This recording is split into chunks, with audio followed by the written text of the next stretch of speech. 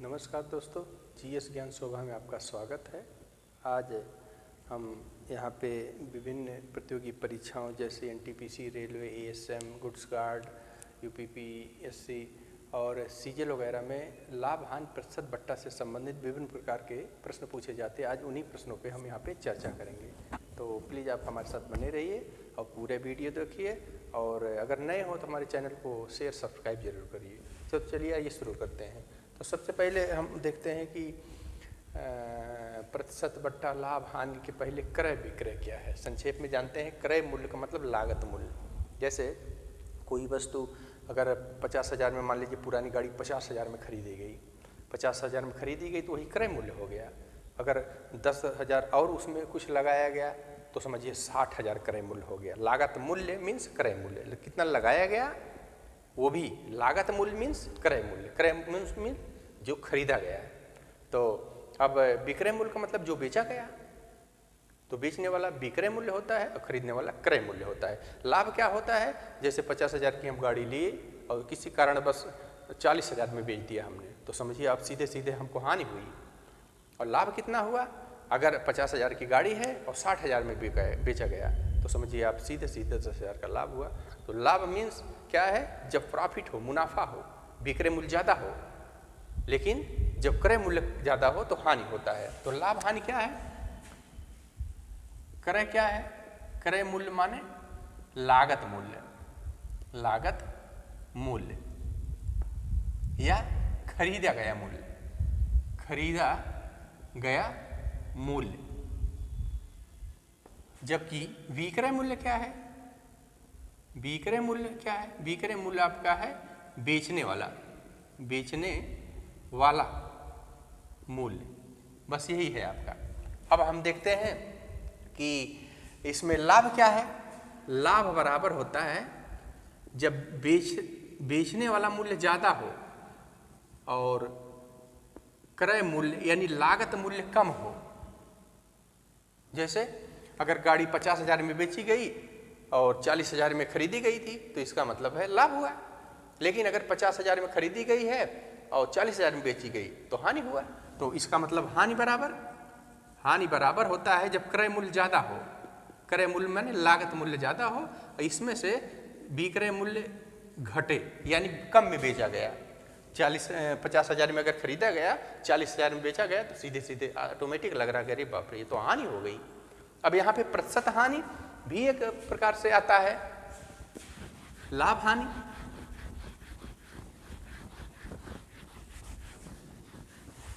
प्रतिशत, अब यहाँ पे लाभ होता है, परसेंट को ऐसे लिखते हैं, परसेंट लाभ, प्रतिशत लाभ बराबर वैसे होता है सही लाभ, सही लाभ गुणे 100 बटे क्रय मूल्य। अभी हम सवाल कुछ लिखे हैं उस पे आते हैं। तो जैसे मान लीजिए कोई वस्तु 50,000 में खरीदी गई, 50,000 में खरीदी गई, 60,000 में बेची गई, 60,000 में बेची गई, ये हो गया विक्रय मूल्य, ये हो गया क्रय मूल्य। ठीक, सीधे सीधे मतलब है 50,000 में बेची गई, 60,000 में 50,000 में ये खरीदी गई और 60,000 में बेची गई। तो एक तो उत्तर आता है लाभ, एक तो उत्तर होता है लाभ। लाभ बराबर विक्रय में से क्रय घटाएंगे तो 10,000 आएगा ना, हुआ ना। 50,000 में खरीदी गई, 60,000 में बेची गई तो कितना लाभ हुआ, 10,000। 60,000 में से विक्रय मूल्य बताया हमने कि विक्रय मूल्य लाभ बराबर विक्रय मूल्य माइनस क्रय मूल्य। तो 60,000 में से 50,000 घटाएंगे तो आ जाएगा 10,000। ये आपका आया लाभ, यह आया लाभ, यह आया आपका लाभ ना। लेकिन अब कह रहा है प्रतिशत लाभ, परसेंट लाभ, यही प्रक्रिया। पहले लाभ आपको निकालना पड़ेगा। अब परसेंट लाभ निकालने के लिए आप क्या करेंगे, लाभ कितना लाभ हुआ, 10,000। कितना लाभ हुआ, 10,000। 10,000 में 100 से गुणा कर देंगे और बटे क्रय मूल्य कितना है, 50,000। ठीक, तो 1 2 3 4 जीरो ऊपर, 1 2 3 4 जीरो, 5 से इसमें भाग दे दिया हमने तो 20% लाभ हुआ। समझ रहे हैं? 50,000 में खरीद के 60,000 में बेचा गया तो 10,000 का लाभ हुआ। और 10,000 माने कितना परसेंट लाभ हुआ? 20%। अब ये परसेंट क्या है? माने 1 शत माने 100, 100 में कितना? अब देखिए जैसे कि सबसे पहले हम अगर मुजबानी निकालना हुआ तो 1% निकाल लेंगे। मुजबानी निकालना हुआ तो 1% निकाल लेंगे। 1% निकालेंगे क्या? जैसे 50,000 क्रय मूल्य है, 50,000 क्रय मूल्य है, इसमें 100 से भाग दे देंगे। 100 से भाग दे दिया हमने तो 500 आया ना आपका। 1% का मतलब 500। अगर अभी कह दे कि 20% लाभ हो रहा भैया, कह दे, ध्यान दीजिएगा आप हमारी बात को, परसेंट आप निकाल लिए। 50,000 का 1% आया 500। 50,000 का 1% 500 आया। अगर एग्जाम में इस तरीके से कह दे कि भैया 50,000 में खरीदी गई वस्तु 50,000 में खरीद के 20% लाभ लेके कितने में बेची गई, तो क्या करेंगे? मुजबानी निकाल लेंगे। 50,000 का 1%, 50,000 का 1% 500 आया। तो जो 500 1% है तो 20% कितना हुआ? 10,000 होगा ना। तो इसका मतलब 50,000 में खरीदा गया था, 20% का मतलब 10,000 एक्स्ट्रा लेके बेचा गया। तो कितने में बेचा गया? 60,000 में। यह भी तो मुजबानी का सवाल हुआ। कैसे कि 50,000 में अगर खरीदा गया 20% लाभ लिया गया, 50,000 में खरीद के 20% लाभ ले लिया गया। अगर आप 1% निकाल लेते हैं तो इसका मतलब है 500 रुपया। 1% माने 500, 20% माने 10,000। तो ये हुआ आप 10,000 ज़्यादा मुनाफा कमाए, तो इसका मतलब 60,000 में बेचा गया। इसको भी कैसे निकालते हैं देखिए। जैसे देखिए क्या निकाल रहे हैं हम? विक्रय मूल्य। विक्रय मूल्य हम निकाल रहे हैं तो विक्रय मूल्य बराबर होता है क्रय मूल्य। ठीक है, क्रय मूल्य तो रहवे करेगा। जो हमारी लागत मूल्य है, ध्यान दीजिए, ध्यान दीजिए, जैसे विक्रय मूल्य क्या हमारा निकालना है तो विक्रय मूल्य मतलब क्रय मूल्य यानी लागत मूल्य और प्लस क्रय मूल्य का लाभ परसेंट, लाभ परसेंट। ठीक, यहां परसेंट देखिए, अगर भिन्न है, ध्यान दीजिए एक सेकेंड, अगर भिन्न है, भिन्न का मतलब है अंश बटा हर, छोटी चीज है, भिन्न माने अंश बटा हर। अगर ये दे दे 5% और कह दे इसको भिन्न में बदलिए भैया, भिन्न में बदलिए, इसका मतलब इसमें हर नहीं है तो बटा 100 कर देंगे, 5/100 कर देंगे।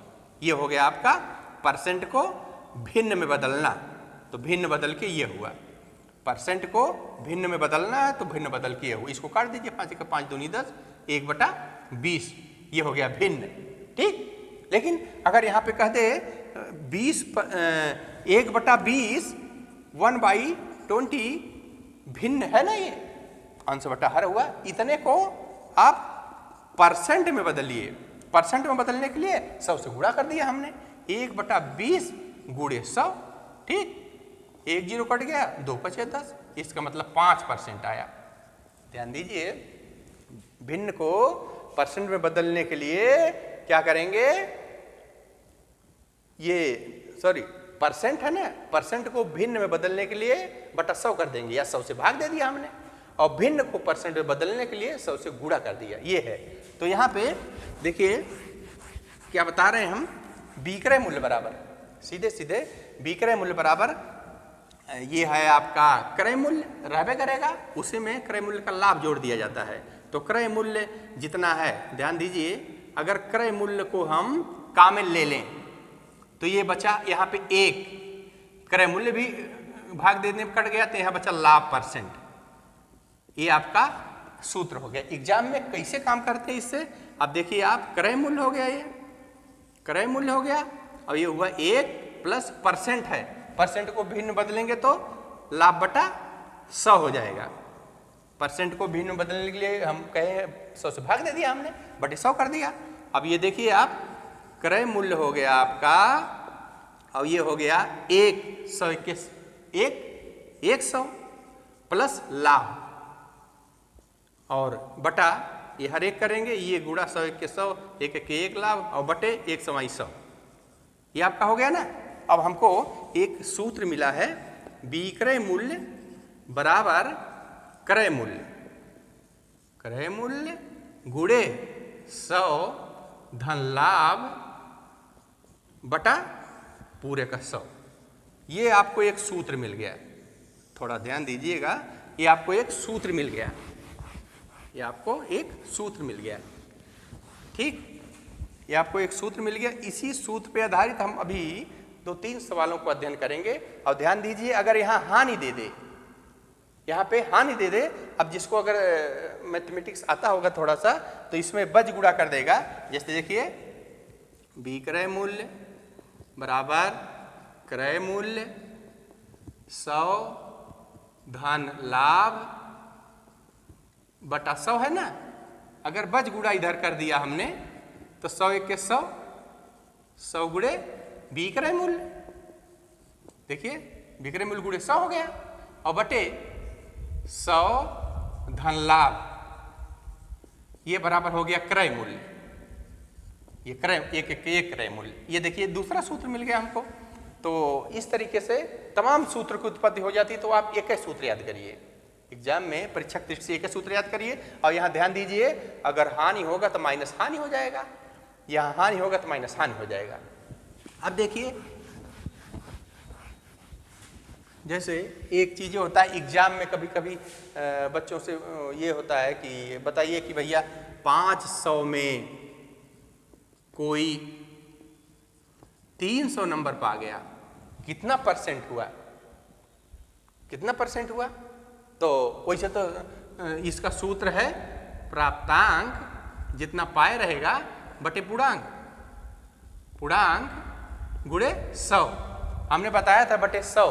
ये 100 तो आप ये समझ सकते हैं प्राप्तांक बटे पूर्णांक, और पूर्णांक में 100 से भाग दे दिया हमने, यही 100 ऊपर गया तो ये हमको सूत्र मिल गया। क्या कहने का मतलब हमारे है कि जैसे कि 500 में 300 नंबर कोई पाया, कितना परसेंट हुआ, तो 500 में पहले 1% निकालेंगे ना, तो प्रतिशत माने बटा 100, 100 से भाग दे दिया हमने, चाहे जितनी संख्या रहे, 1000, 2000, 3000, 50,000, 1% निकालने के लिए 100 से भाग देंगे, ठीक है। तो ये आपका 1% का मतलब, 1% का मतलब 5 नंबर। कोई कहा 500 में 300 नंबर पाया तो कितना परसेंट हुआ, पहले 100 से भाग दे दिया। ये देखिए बात एक है, ये 100 यहाँ आ गया ना, ये देखिए पूर्णांक में 100 से भाग दिया गया, ये 100 यहाँ हो गया, पूर्णांक में 100 से भाग दिया गया तो 1% आया, तो 1% अब आया, तो इसका मतलब 5 नंबर में भैया 1%, 1% बराबर 5 नंबर, तो 300 नंबर पाया है, तो कितना परसेंट हुआ, 60% हुआ। बात समझ रहे हैं इस तरीके से। तो आइए हम, वीडियो लंबा हो जाएगा, यहाँ पे कुछ है जो है सवालों को देखते हैं एग्जाम में किस तरीके के सवाल पूछे जाते हैं। और यहाँ पे जब इस तरीके का सवाल रहेगा तो आप सीधे सीधे निकाल सकते हैं। जैसे देखिए पहले सवाल है, एक वस्तु को 1230 रुपये में बेचने पे 18% की हानि होती है, यदि उसे 1600 में बेचा जाए तो कितना प्रतिशत लाभ होगा। ध्यान दीजिए कि यदि ये देखिए इतने में बेचा जाता है, विक्रय मूल्य दिया है, विक्रय मूल्य दिया है 1230 रुपया, इतना दिया है, हानि बराबर दिया है 18%। ध्यान दीजिए कि पहला विक्रय मूल्य दिया है, ठीक, और हानि दिया है, और उसके बाद ये दूसरा विक्रय मूल्य भी दिया है, दूसरा विक्रय मूल्य भी दिया है 1600 रुपया, और फिर पूछ रहा है कि कितना परसेंट हानि हुआ। आप ध्यान दीजिए, प्रतिशत लाभ प्रतिशत हानि हमेशा क्रय मूल्य पे होता है, प्रतिशत हानि, और ये पूछा है कितना प्रतिशत लाभ हुआ, तो हम बता रहे हैं कि प्रतिशत हानि और प्रतिशत लाभ हमेशा क्रय मूल्य पे होता है। तो सबसे पहले हम क्रय मूल्य पता करेंगे, ठीक है, बिना क्रय मूल्य के हम लाभ हानि पता नहीं कर पाएंगे। तो इस देखिए इसी सूत्र में आप रख दीजिए, विक्रय मूल्य बराबर, एकदम शॉर्टकट में याद रखिए, विक्रय मूल्य बराबर क्रय मूल्य गुणे 100 प्लस लाभ बटे 100। अगर हानि रहे तो माइनस कर दीजिए, तो इसमें रखेंगे हम, तो विक्रय मूल्य बराबर 1230 रुपया बराबर क्रय मूल्य पता करना है, क्रय मूल्य, और ये आपका ये क्या कर रहे हैं, इतने की हानि हो रही, हानि हो रही है, तो ये हो जाएगा 100 माइनस 18, और एग्जाम में मुजबानी आप लगाएंगे। अब देखिए 1230 बराबर क्रय मूल्य अगर x मान लिया हमने, तो ये हो गया आपका जो है 82/100, ठीक है। अब ये हर बराबर करके गुणा कर देंगे तो x बराबर हो जाएगा 1230 जो है बटे 82 इंटू 100, ये कट जाएगा 15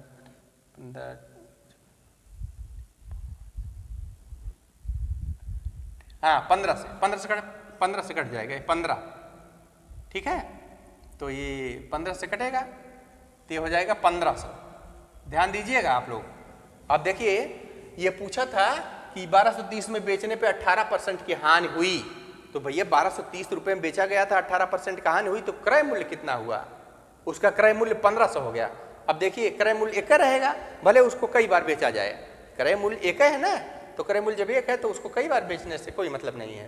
तो अब यहाँ पे हम देख रहे हैं कि जब 1230 रुपए में बेचा गया, 18% की हानि हुई, उसके आधार पे हम क्रय मूल्य निकाल लिए वस्तु का।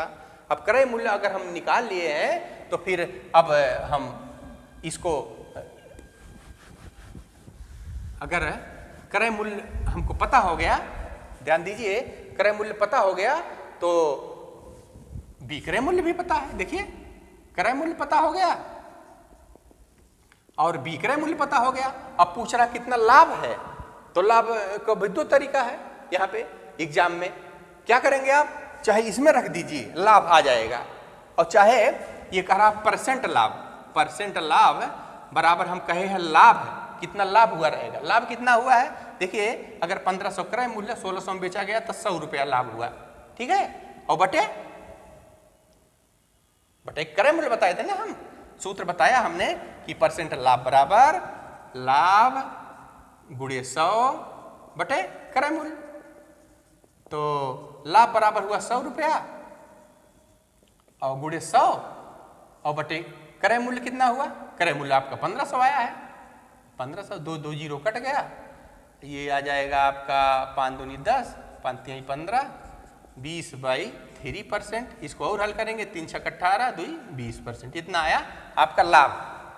और अगर ये नहीं आता है तो आप ये इसमें रख दीजिए, विक्रय मूल्य के दर पे आप इतना रख दीजिए, क्रय मूल्य के दर पे इतना रख दीजिए और हल कर दीजिए, तब भी आ जाएगा ये। अब हम दूसरे सवाल की तरफ चलते हैं।